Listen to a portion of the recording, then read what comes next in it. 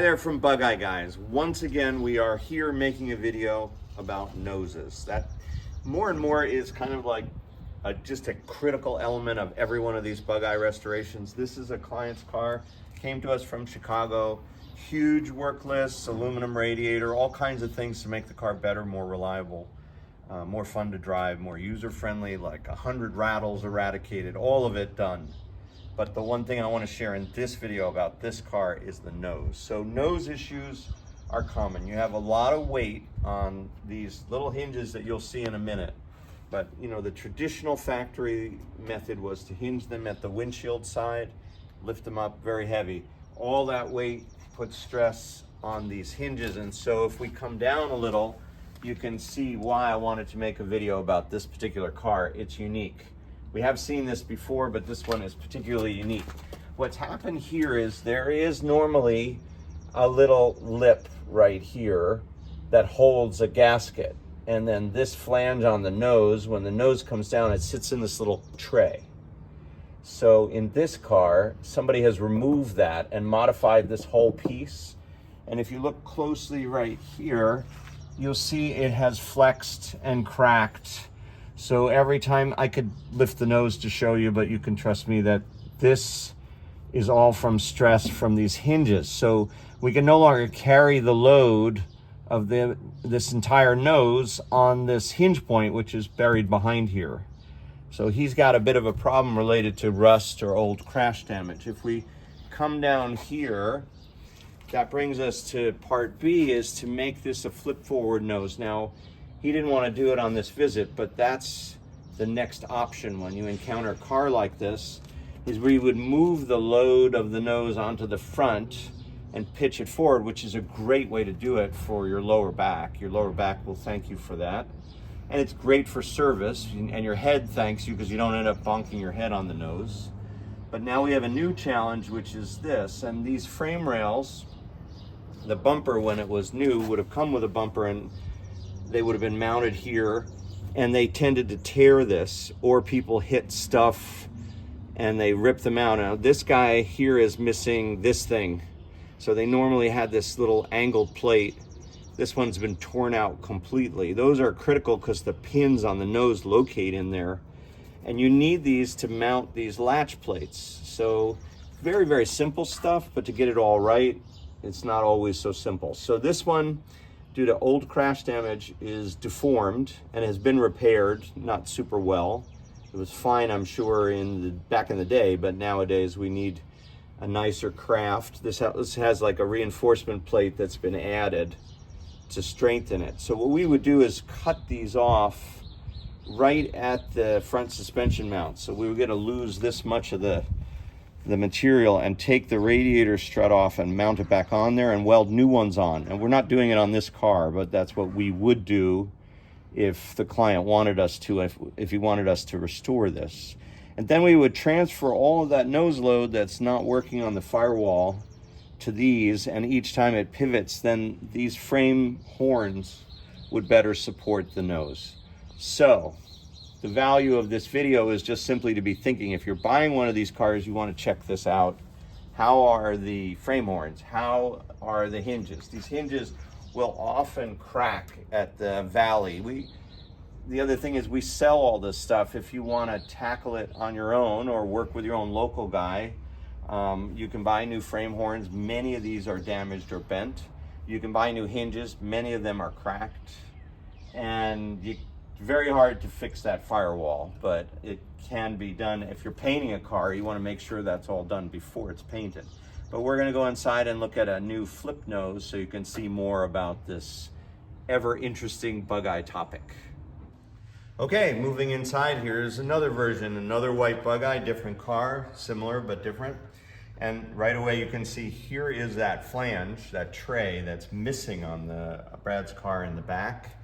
And you can also see actually that this tray, which is like a L section of metal, would add a lot of stiffness to this cowl piece. And so the fact that it's gone, I bet when they cut it off, they didn't realize it would impact the strength of the hinge pocket, which is actually deep inside here.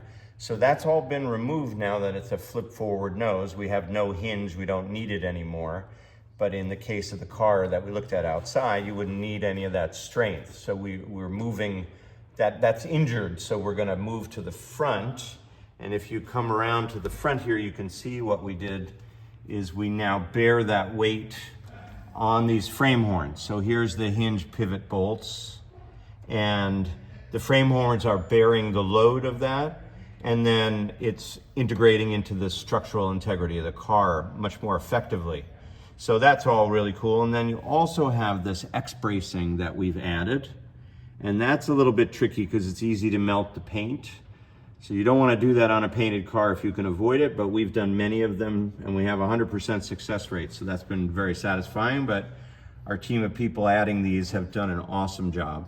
They've also added a headlight bucket brace, because a lot of these, when you look at the nose in your car, you'll see cracks along here where this structural piece meets the headlight buckets, and that is a vulnerability. So now that the nose can pivot and rock on its front section, sometimes additional bracing is needed here. So sometimes the X bracing alone is not adequate. So we've added all of those reinforcements. Then as needed, we've touched up the frame horns. Maybe these have some welded patches. This one was not replaced, but it might have been reinforced or restored so that it has the integrity to support the nose. And all of that you can also align, and if you step back just a tad, you can align so that the nose tracks.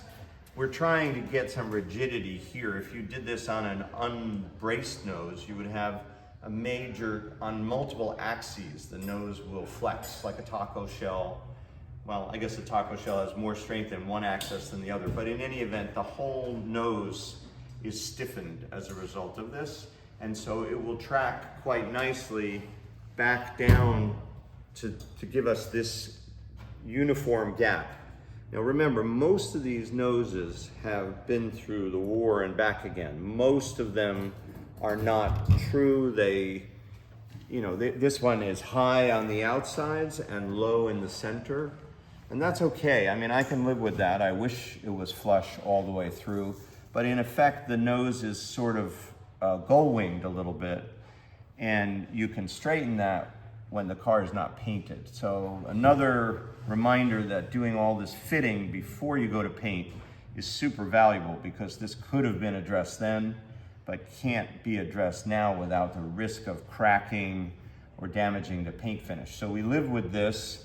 We have a nice uniform gap, and most importantly, we have a nose that's really quite easy to lift without any strain on my lower back, and I have tremendous access, and I don't have to worry about hitting my head, and it just makes life so much nicer when you're working on these cars to have this. So it's been very popular. We also have added these leather hold downs.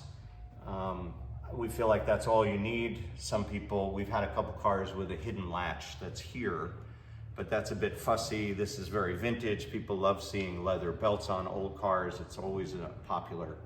So that's how we've been doing it. All of these things are for sale in our parts catalog at Bugeye Guys. You can see all of that. You can get leather hold downs, hinge kits, X bracing, headlight bracing, hinges, frame horns. That's all pretty much the stuff you need for a flip nose kit. And more importantly, if you're watching this and you're thinking, I would love to have all that, but there's nobody in my area who can do it, let's get the car here. This car happens to be heading somewhere south.